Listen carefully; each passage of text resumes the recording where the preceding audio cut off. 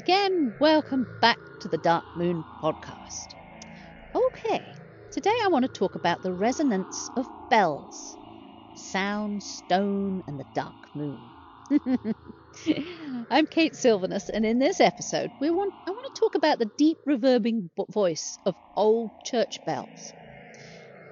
Now, I'm not Abrahamic, so I don't follow the Christian faith, but the sound of church bells always makes me stop and breathe, just like takes my breath away sometimes. So the impact of the frequency is, to me, something that is wonderful. Okay, it's enjoyable. It's like, oh yes, it's like a bath of frequency. So when I see things on social media about sort of the old bells were taken down and melted for the war and stuff like that, and how, they're being phased out, I'm kind of disappointed. One of the things I do like about Christianity, and especially in this country, in my country of England, is the church bells as it resonates over the fields. I love listening to them. Most of them do bell practice on a Monday night, and then Sunday they have their full services. And I can just sit and listen to them for hours because they're beautiful. And if they're going, I'm a bit upset about that. So let's look at the history of the pulse of the bell. It's much more than a tool for making time, right? So in other words, it used to toll at the bell tolleth. It's one of the most oldest surviving sonic technologies still in use today.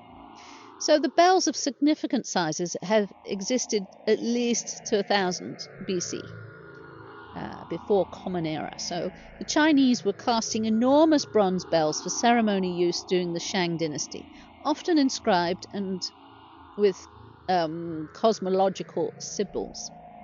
In Europe, the tradition of the bell towers became widespread in the 7th century, particularly within the Christian monastic communities. Saint Paulinus of Nola is often credited with introducing bells into the church around 400 Common Era. By Middle Ages, nearly every European village had a bell tower, not just to call people to worship, but to regulate the communal rhythm, working hours, funerals, fires, curfews, war alerts, etc. But why the bell? Because nothing quite penetrates space quite like it.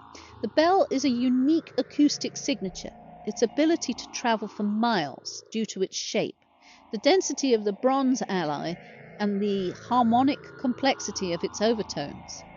A large bell can resonate in multiple frequencies at once, including what's called the hum tone, a low-frequency vibration that is felt as much as heard. These aren't just sounds. They're resonant structures that imprint in time, space, all around it. They're truly a magical sound frequency that comes from old things, old times. And I just love it. They don't only affect architecture, they affect us. Okay, so this is where I did some research. Low-frequency sounds, particularly between 20 to 80 hertz, have a psychological effect on the human nervous system. Large bells often fall into this range. They can slow the heart rate. They alter brainwave activity. They introduce a parasympathetic response, rest and digest. They also invoke emotional memory. That's why hearing a deep bell toll in an empty town square can stir something primal. It's not just nostalgia, it's a neuroacoustic entrainment. So when it's still and quiet, when the psyche naturally turns inward, like at a dark moon, sounds like this can activate internal processes we've buried or ignored. I reckon they're healing as well. Depends on the tone. If you find something that's particularly resonates to you, just sit down and just absorb it, because it's like activating something, and it is actually having an effect. So the symbolism of bells across cultures, okay? So in Christianity, bells are blessed, okay? Named, carrying spiritual power, rung to dispel demons. Yes. Okay, well, they draw me in, so I can't be a demon. They mark transition and sanctify time. Okay, they are the original clocks, and I'm not necessarily approving of that. I think, people were a lot better off without being strapped to time. But okay. In Tibetan Buddhism, the bell, the ghanta, is paired with the vajra in ritual. The vajra represents masculine energy or method. The bell represents feminine energy or wisdom. Together they symbolize enlightenment. In Shinto, bells are rung at shrines to summon kami, spirit beings, and purify space. Purify space seems to be the common denominator here. So in pagan and Wiccan traditions, altar bells are used to clear energy, signal circle openings, and call in elemental forces. In alchemy and hermeticism, bells symbolize the crystallization of sound, a meeting point of matter and vibration, often linked with Saturnarian discipline and thresholds. There's a Zen meditation where they do a gong, and at the end of the gong, before the sound ends and the silence begins, that you are meant to find enlightenment in that space. I love that sort of thing. Bells are liminal objects. They exist at boundaries between silence and sound, life, death, sacred and profane. Isn't that beautiful? Church bells and the death culture. So historically, large bells were tolled to announce death. The passing bell would be rung slowly to signify a soul leaving the body. Funeral bells were often used at a lower tone than bells. The bells used for weddings and holy days.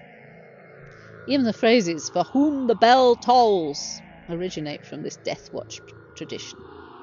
In some regions, bells were believed to scare off death spirits and guide souls to the afterlife. The physical vibration was thought to loosen the grip of hauntings and malevolent energies. During plague periods, bells rang constantly, becoming a sonic marker of collective grief. The grief embedded in those sound waves still echo in the old bell towers today. So, what does it mean for us?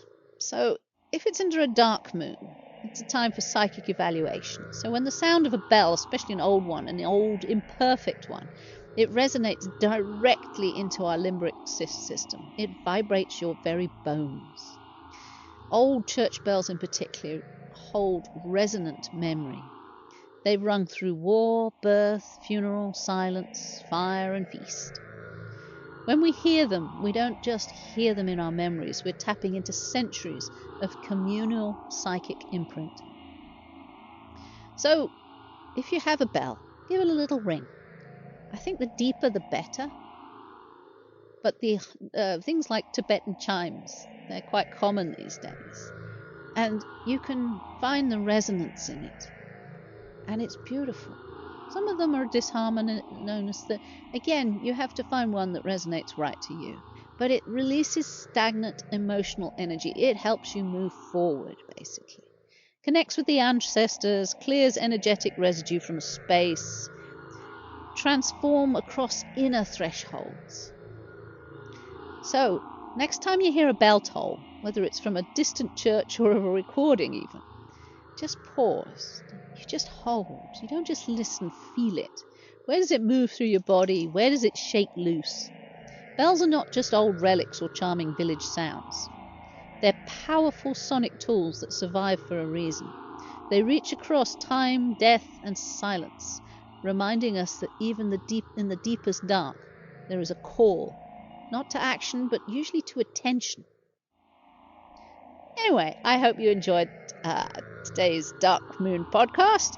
If you'd like to check out my website, weavesofwaves.life, I have a new coaching package coming together called the Shadow Weavers Dance. Anyway, love you lots. Take care of yourselves and each other. Bye now.